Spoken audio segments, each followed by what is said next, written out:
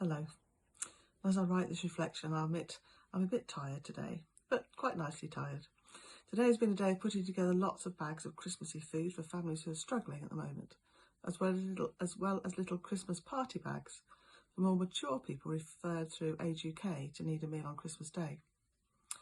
We've listened to Christmas music, packed lots of food and goodies, and I think it just makes us feel so grateful for the generosity of our churches and community. And in the midst of it all, we were given even more toys by another group of volunteers. Rather amazing. Sometimes this year the world has seemed a bit bleak and sad. And if I'd listened to the news today, I could have felt quite despondent. Is anyone else just fed up with what is happening over Brexit? The arguments have just gone on for so long now. And why did anyone ever think it would be straightforward? There have been arguments with our European neighbours since time began, or so it seems. To think we could leave Europe with everyone being happy seems very naive indeed. But what will be, and most of us have absolutely no say at all, do we? What we do have a say over, however, is how we personally respond to this world in our day-to-day interactions with others. We can choose how we care for our families, our friends, our neighbours, and the strangers we encounter. We can take on the worries of the world and the chaos of the world, or we can choose to be different. And looking back over this year, I often think of the words spoken by Caroline Flack before she so sadly took her own life after being attacked on social media. In a world where you can be anything, be kind. There's no other time of year where kindness is so important. There's always some stress around Christmas.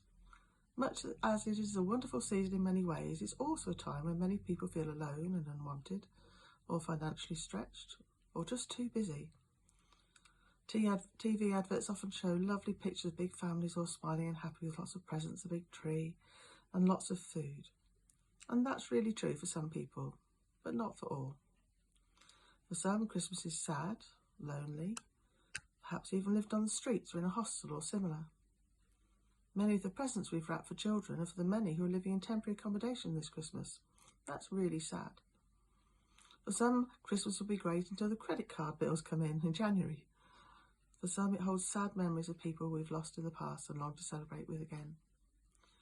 So we must all be mindful of this as we care for others.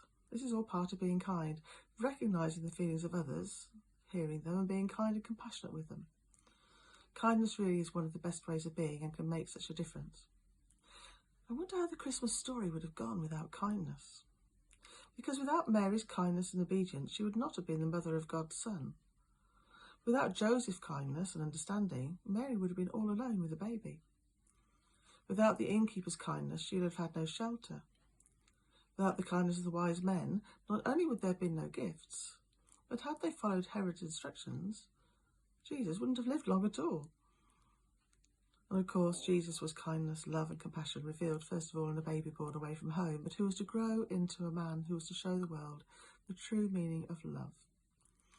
So I hope you enjoy these last 2 weeks, almost, of Advent, that you and yours find time to contemplate, to enjoy your preparations for Christmas.